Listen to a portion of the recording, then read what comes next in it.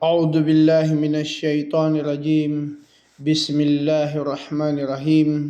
السلام عليكم warahmatullahi wabarakatuh. Mga kapatid sa pananampalatayang Islam, pagkain mula sa kabutihan na ito'y pinag-utos sa atin ng ating relihiyong Islam na inulat ni Abu Hurairah, kalugdan nawa siya ng Allah, na sinabi ng mensahero ng Allah subhanahu wa ta'ala, Ayuhan nasu, innallaha tayyibun la yaqbalu illa tayyiba wa innallaha amara al-mu'minina bima amara bihil mursalin faqala ya ayyuhar rusulu kulu minat tayyibati wa'malu salihan inni bima ta'maluna alim wa qala ya ayyuhalladina amanu kulu minat tayyibati ma razaqnakum thumma dzakara rajulah yutillu safar as'asal aghbara yamuddu yadayhi ila samai ya rab wa mat'amuhu haramun wa masrabuhu haramun wa malbasuhu haramun wa gudiya bil haram fa anna yustajabu lidalik, rawahu Muslim. Inulat ni Abu Hurairah, kalugdan nawa siya ng Allah, na sinabi ng mensahero ng Allah subhanahu wa ta'ala, o sangkatauhan, tunay si Allah ay mabuti.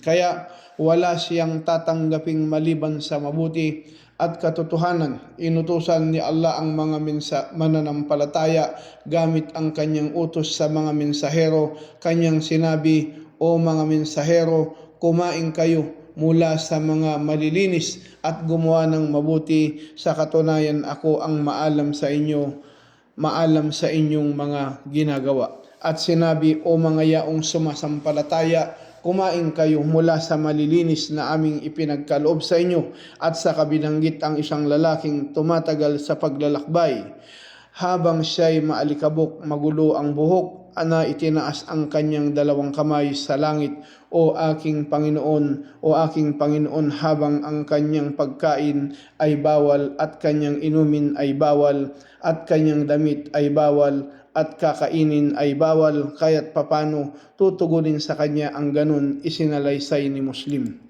Ang pagiging mabuti ni Allah, ang pagiging ganap at walang kakulangan at depekto sa lahat ng mga katangian.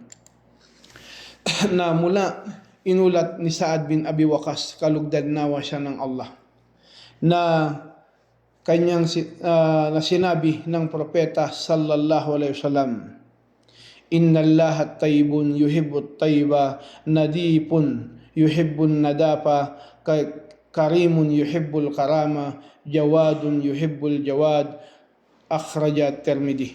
Kaya dito inulat ni Sa'ad bin Abi Waqqas radiyallahu anhu, na sinabi ng mensahero ng Allah subhanahu wa ta'ala, na sinabi ng propeta Muhammad sallallahu alaihi wasallam, tunay ang Allah ay mabuti, kaya mahal niya ang kabutihan, malinis kaya mahal niya ang kalinisan, mapagbigay kaya mahal niya ang nagbibigay. Isinalaysay ni Tirmidhi,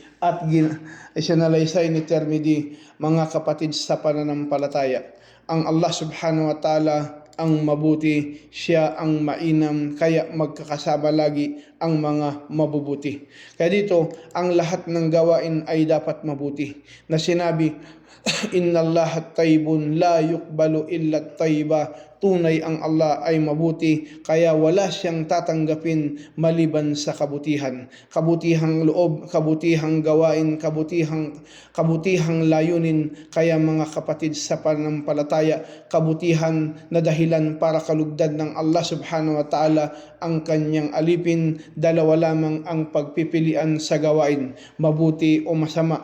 Malaya tayong mamili sa ating mga gawain, ngunit hindi tayo malaya sa mga kahihinatnan ng ating mga pinili, mga resulta na kung saan na ating pinili. Kaya dito mga kapatid sa pananampalataya, huwag piliin ang masama. Anong sinabi ng Allah sa banal na Quran?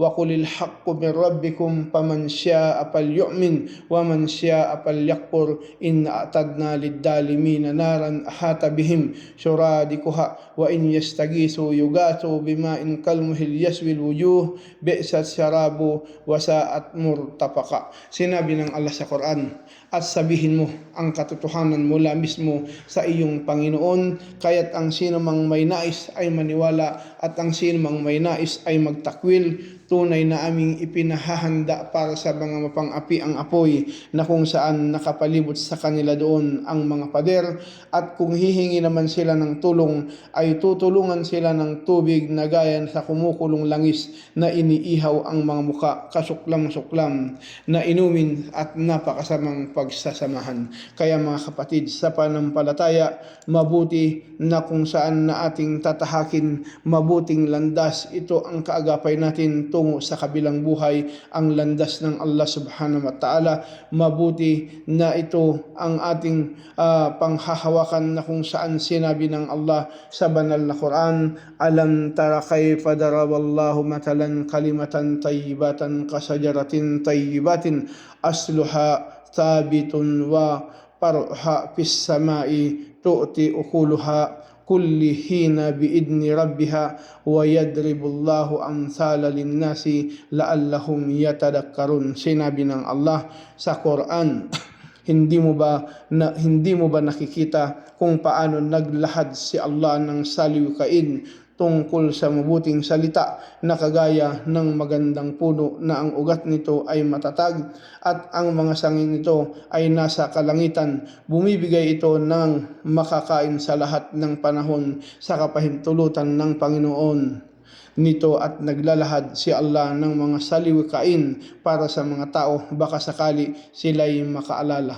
Mga kapatid sa panampalataya, masama na kung saan na masama ang kahihinatnan. Kaya ang tao na kung saan malaya sa pagpili at wala siyang kalayaan sa kahihinatnan o resulta ng kanyang pinili. Sinabi nga ng Allah sa banal na Quran patungkol sa masama, mathalu kalimatin kabitatin kasajaratin kabitatin ijtunat min fawqil ardi malaha min qarar. Sinabi ng Allah, at kahalintulad ng masamang salita ay tulad ng masamang puno na binunot sa ibabaw ng lupa na wala itong katatagan. Mga kapatid sa panampalataya, nabatid natin na kung saan na ang bunga ng pagkain ng mga ipinagbabawal o haram ay nagpapadala sa pagnanasa, nagpapadinlang sa demonyo, nakuha ng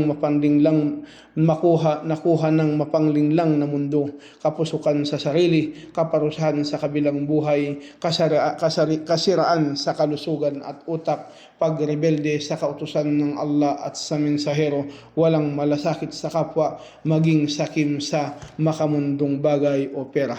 Kaya mga kapatid sa panampalataya na umaakyat ang kabutihang gawa. Kaya makita natin na ito ang dahilan, mga kapatid sa pananampalataya, na kalulugdan tayo ng Allah sa mga mabuti nating mga gawa. Kaya sinabi nga ng Allah sa banal na Quran, man kana yuridu izzata falillahi izzatu jami'an ilayhi yas'adu kalimut tayyibah wal amalus salihun yarfa'uhu walladina yamkuruna sayyiati lahum adabun syadid wa makru ulaika huwal yabur. Sinabi ng Allah, ang sino mang nagnanais ng karangalan ay nasa kay Allah ang lahat ng karangalan, sa kanya umaakyat ang magandang salita at ang mabuting gawa ay kanyang itinataas, at mga yaong nagpakana ng mga kasalanan ay mapapasa kanila ang matinding kaparusahan dahil ang kanilang panlilinlang ay kapahamakan. Mga kapatid sa pananampalataya, hilingin natin ang gabay ng Allah na manatili sa atin kung saan dahilan nakalugdan tayo ng Allah dito sa mundo at sa kabilang buhay.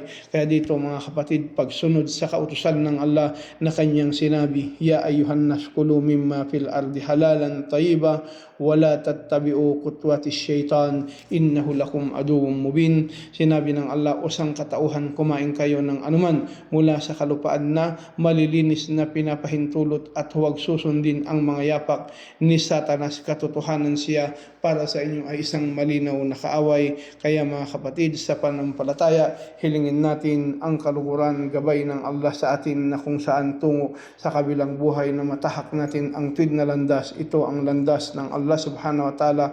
Ito ang relihiyong Islam na kaakabay natin dito sa mundo na kung saan na siyang aakay sa atin sa mundong tinatahak natin tungo sa kabilang buhay, paraiso ng Allah at sa kaluguran ng Allah subhanahu wa ta'ala. Assalamualaikum warahmatullahi wabarakatuh.